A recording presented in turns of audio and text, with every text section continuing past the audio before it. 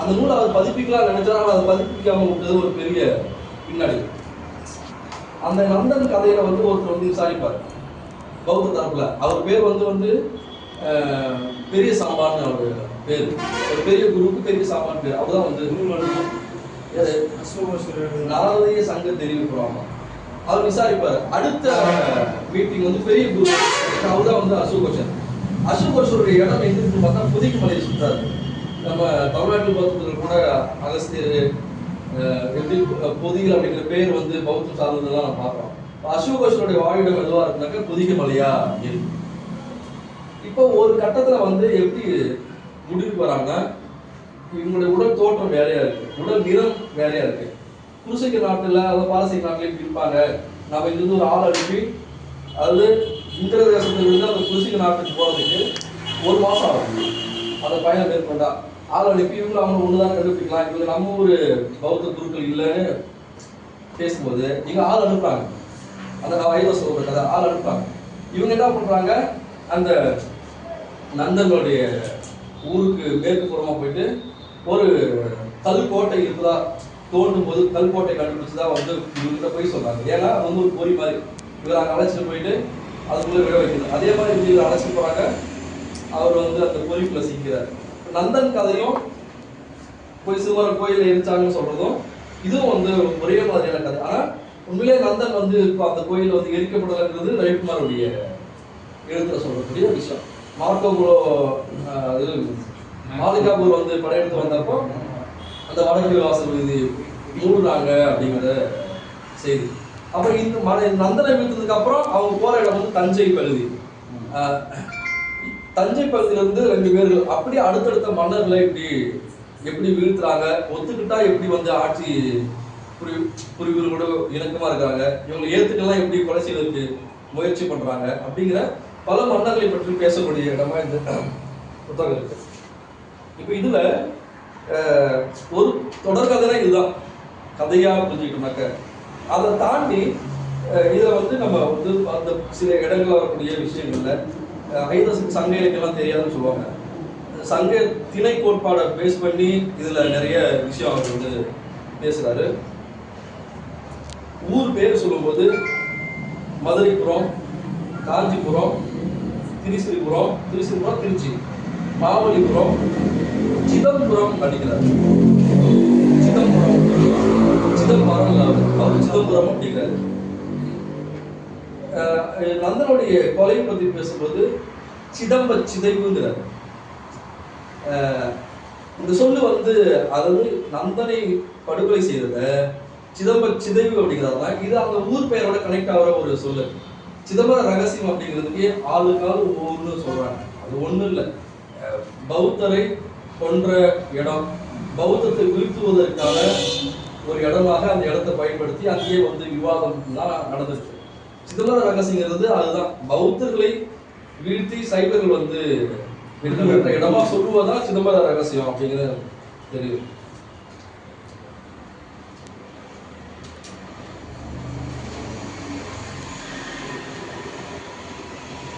ஐலஸ்ல வந்து இந்த சாணி கரசலை பத்தி பேசுறாங்க. அது எப்படி பேசுறாங்கன்னா, பிராமணர்கள் ஊருக்குள்ள வந்தாங்கன்னா பழையருக்கு வந்து சாணியை கரைச்சி தெளிப்பாங்க அப்படின்னு. இதே பிராமணர்கள் செஞ்சிருந்தா அது வந்து சாதி ஆதிக்கம் இல்லையா அப்படிங்கிற ஒரு கேள்வி வந்து. ஆனா இது வந்து பழையர்களுடைய ஒரு சாதியான நடவடிக்கை அதை நம்ம பார்க்கக்கூடாது தோணுது. அதே சாணி கரசலை பற்றி இந்திர தேச சரித்திரத்திலே அவர் குறிப்பிடுறாங்க. அது யாருடைய நடவடிக்கை இருந்ததுனாக்கா பௌத்தர்களுடைய நடவடிக்கையா இருந்தது. ஊருக்குள்ள ஒரு ஒத்த பாப்பா வரான் அப்படின்னாலே இவன் தெருப்புல அவனுக்கு என்ன வேலை, வேவு பார்க்கதான் வருவான். அப்போ அதுக்கான ஒரு எதிர்ப்பு நடவடிக்கை, பார்ப்பனர்கள் வந்தாலே பல்வேறு கட்டுக்கதைகளை கட்டி ஏற்கனவே உண்மை கதையை திருச்சி பேசக்கூடிய ஒரு வழக்கம் வந்து இந்தியா முழுக்க நிலவுது. அப்ப அதுக்கான ஒரு எதிர்ப்பு குறியீடா அவங்க என்ன பண்றாங்கன்னா சாணத்தை வந்து கரைச்சி ஊத்துறாங்க. சாணத்தை கரைச்சி ஊத்துறது அப்படிங்கிறது நாங்கள் எப்படி பார்க்கறோம்னா பண்பாட்டு ரீதியாக புரிஞ்சுக்கோன்னா, வழக்கமா வீடுகள்ல சாணம் தெளிக்கிறது, வீடு வாசல்ல சாணம் தெளிக்கிறது, செத்தாங்கன்னா சாணம் தெளிப்பாங்க. ஒரு வீட்டுல செத்து பாடத்துக்கு போனா சாணம் தெளிப்பாங்க. அப்போ ஒரு பாப்பான் வந்து பௌத்த தெருவுக்குள்ள வந்துட்டு போனா அப்படின்னாக்க ஒரு சாவு சடங்குக்கு ஈக்குவலான ஒரு விஷயமா அவங்க பார்த்துட்டு அந்த அளவுக்கு அந்த உச்சமா பார்ப்பனருக்கும் பௌத்தருக்குமான மோதல் அப்படிங்கிறது அதிதீவிர நிலையில எந்த அளவுக்கு இருந்ததுனாக்கா ஒரு செத்தா எப்படி இருக்குமோ அது போலதான் அவங்க அதை வந்து பார்த்துருக்காங்க. இப்போ பூசிக நாட்டில் வந்த இந்த பிராமணர்ல இவங்க வேஷ பிராமணர்னு சொல்றாங்க. இவங்க பழைய வேஷ பிராமணர். புதிய வேஷ பிராமணர் ஒரு டீம் இருக்கு. அது என்னன்னா இந்த பாரசீகர்களை போலவே இந்தியாவுக்குள்ளவே இவங்களுக்கும் பொய்யா சொல்லிட்டு ஒரு மதிப்பு இருக்கு, நாமும் அப்படி உருவாகும்னு அந்தந்த மொழி பேசக்கூடிய பகுதிகளை இவங்க கடைசியில் இவங்க 2 பேருக்குமே மோதல் வருவதை பற்றிலாம் நிறைய பேசுறாரு.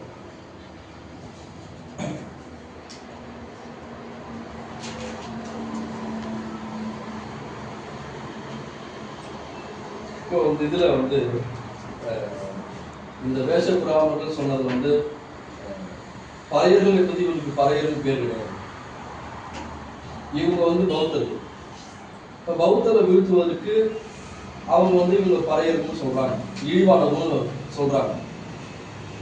ஒரு முறை ஒரு நிலம் உழக்கூடிய நிலத்தை பிராமணர்கள் கையெழுத்துக்கு அப்புறம் அதில் வேலை செய்யறதுக்கு யாரை வச்சிருக்காங்கனாக்க ஒரு மலையடி பகுதியில் இருக்கக்கூடிய மக்களை யாராச்சும் பிரத்யேக வேலைக்கு வச்சு உங்களை யாராவது என்னன்னு கேட்டா நீங்க பறையர்கள் சொல்லுங்க அப்படி இவங்களே சொல்லி கொடுக்குறாங்க. அவங்க அப்படியே சொல்றாங்க. ஏன் இவங்க சொல்லி கொடுக்குறாங்கன்னா அந்த பேரை இழிவுபடுத்துவதற்காக அப்படி ஒரு பேர் இருக்குன்னு, அப்படி ஒரு பேர் இல்லை, அப்படி ஒரு பேர் இருக்குன்னு மக்கள் எப்படி நம்புவாங்க? நீங்க பறையர்கள்னு சொல்லும் போது அப்படி ஒரு பேர் இருக்கு நம்புவாங்க. அப்படி இருப்பதற்காகவே சொல்ல முயற்சி பண்ணாங்க, செய்ய வச்சாங்க அப்படின்னு அவர் பேசுறாரு. அப்போ மனிதர்களுக்குள்ள இப்படி ஒரு பேர் இருக்கு, அது இல்லாத ஒரு பேர் இருக்குன்னு அப்ப நம்ப வைக்கணும் வேலை. அதெல்லாம் என்ன பண்ணாக்க மனிதர்களுக்கு மட்டும் இல்லாம மிருகங்களுக்கும் அப்படி ஒரு பேர், பறப்பாம்பு, காப்பார பாம்பு, பறக்கழுத, பாப்பார கழுத, மிருகங்களுடைய ஒரு பேர் வருது. ஆனா ஐதர் சொல்றாரு இப்படி எல்லாத்துக்கும் பேர் வைக்கும்போது பறநாயின்னு வைக்கிறாங்க. பறநாயின்னு வைக்கிறவங்க ஆனா பாப்பார நாயின்னு வைக்கல அப்படிங்கிறார். எல்லாத்துக்கும் ஒரு பைனரி இருக்கு, பறப்பாம்பு பாப்பார பாம்பு, பறக்கழுது பாப்பார கழுது. ஆனா பறநாயின்னு சொல்லிட்டு பாப்பார நாயின்னு சொல்லல, அது அவங்களுடைய புத்தி முறையா இருக்கு அப்படின்னு அவர் பேசுறாரு. இன்னைக்கும் நம்ம அக்ரஹாரம் அப்படின்னு சொல்றோம், அப்படி இருக்காங்க. அது ஐயோட சிந்து இருக்கிறாங்கன்னா சிந்து கரையில இருந்த அந்த அக்கறையில இருந்தோர் அக்ரஹாரம், அங்கிருந்து அந்த பொருளை அவர் இருக்காரு. இப்ப பறச்சின்னு ஒரு சொல்லு இல்லை, பறையின்னு ஒரு சொல்லு இல்லை. சான்ஸ்கிரிட்ல சமூகம்னு ஒரு வார்த்தை, அது அந்த அந்த மொழியுடைய வெர்ஷன். இவங்க கதை சொல்லும்போது பறச்சி அப்படின்னு சொல்றாங்க. அப்போ கட்டுரைந்தவர் என்ன கேட்குறாங்க, பறச்சின்னு அந்த மூல மொழியில எங்க இருக்கு அப்படின்னு கேட்கும்போது சமூதம் அப்படிங்கிற வார்த்தையை காட்டுறாங்க. சமூதாவுக்கும் பறச்சிக்கும் தொடர்பே இல்லை அப்படிங்கிறதுதான் விஷயம். சிலை ஆலயம், சிலாலயம், சிவாலயம் பௌத்த கட்டடக்கலை மரபுல இருந்து அதை வாங்கிக்கிட்டு பௌத்த விகார் அப்படிங்கிறது ஒன்றும் இல்லை, நூலகம் தான் விகார் அப்படிங்கிறது. அது பௌத்த கோயிலாக இருக்கலாம், ஆனால் அது நூல்கள் இருந்திருக்கக்கூடிய இடம், யாருனாலும் போகலாம் படிக்கலாம். அதை பேஸ் பண்ணி இறந்தவங்களுக்கு கூட ஆலயம் கட்டுவது, அது ஈஸ்வரன் கோயில் தான் சொல்லுவாங்க. இப்போ பள்ளிப்படை கோயில் நம்ம சொல்லுவோம், இறந்தாக்க ஈஸ்வரன். இப்போ நான் இறந்துனாக்க ஜெயபிரகாஷ் ஈஸ்வரன் வைப்போம். அது நான் இறந்து அங்கே புதைச்சி அது மேலே கட்டுற கோயில் வைப்போம். இப்படி இறந்து போன கோயில் கட்டி அதில் மதக்கடையை விரித்து வியாபாரம் பார்த்தாங்க வேஷப்பட அவர்கள் அப்படின்னு ஐடியா சொல்லிடுறாங்க. அதில் ஒன்றுதான் எங்களுக்கு சிவலிங்கத்துக்கு கோயில் கட்டி அதில் உள்ள வைக்கிறது.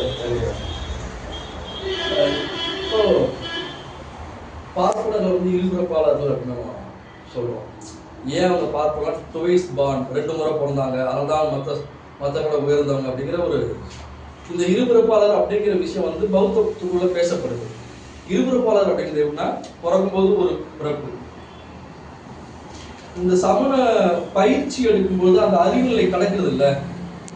இப்போ நீங்க எம்ஏ வாங்குறீங்க, உங்களுக்கு ஒரு மகிழ்ச்சி, பிஹெச்டி வாங்குறீங்க ஒரு மகிழ்ச்சி.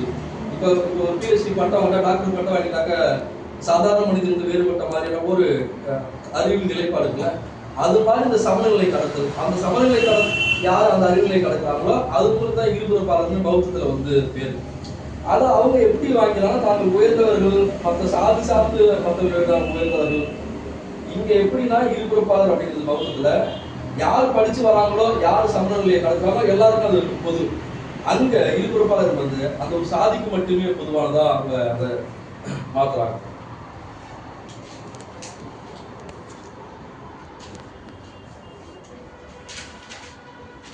இப்படி வந்து பல இடங்கள்ல வந்து சொல்றத பார்க்குறோம். இப்போ ஐயர் சொல்லு காயத்ரி மந்திரம் பத்தி பேசுறாங்க. திரிகாய மந்திரம், காயத்ரி மந்திரம்.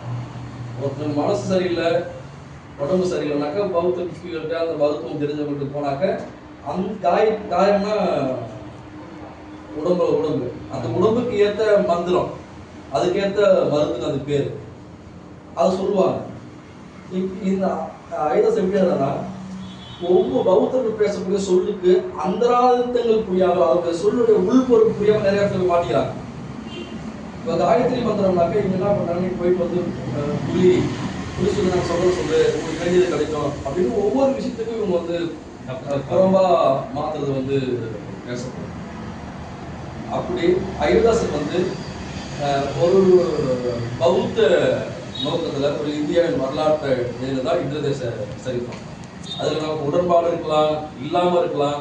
பட் என்னன்னா ஒரு சொந்த மண்ணுல ஒருவன் வந்து ஒடுக்கப்படும் போது அவன் தனக்கான வரலாற்றை வந்து நிச்சயமா தேடுவாங்கல்ல. அப்படி தேடும்போது வந்து ஐதாசர் வந்து தேடின வரலாறு என்பது பௌத்தம் சார்ந்த வரலாறு. அதுல இந்தியாவில் பூர்வீகத்துல பார்ப்பனர்களுக்கும் பௌத்தர்களுக்கும் இருந்த மோதல் இன்னைக்கும் நேரடியா வந்து யாருக்கும் சாதிக்கான மோதல் சொல்லப்படுதுன்னா இருக்கவே இல்லைன்னு சொல்லணும்னா ஒன்று பார்ப்பனர் வெர்சஸ் பறையர் அப்படிங்கிறதுதான். பாப்பானுக்கு மூப்பான் பறையன், கேட்பார் இல்லாமல் கீழ் சாதி ஆனான் அப்படிங்கிறது வந்து அந்த பழமொழி. இங்க எத்தனையோ சாதிகள் இருக்கு, ஆனா எந்தெந்த சாதி வந்து நேர் எதிரில் நிற்குது. இன்னைக்கு எப்படி வன்னியர் வெர்சஸ் பறையர் ஒரு அரசியல் நிலைப்பாட்டை உருவாக்கி வச்சிருக்காங்க, அப்படி இந்தியா முழுக்க வந்து பார்ப்பனர் வெர்சஸ் பறையர் அப்படிங்கிற ஒரு எதிர் விஷயம் வந்து இருக்கு. அந்த பறையர் என்பது வந்து ஒரு சாதியா இல்லாம அதுக்கு பின்னாடி இருக்கக்கூடிய பௌத்த கருத்தில் தான் அடிப்படையா. உண்மையிலே வந்து ஐதாசருடைய பல முக்கியமான நூல்கள், அவர் புத்தரது ஆதிவேதம் ரொம்ப முக்கியமான நூல், அவர் ரொம்ப கொஞ்சம் பெரிய. அதுக்கப்புறம் இந்திரதேச சரித்திரம் நான் இது படிக்கும்போது இது ஒரு மாடலாக நான் பார்க்குறேன், ஒரு மாதிரி நூல்.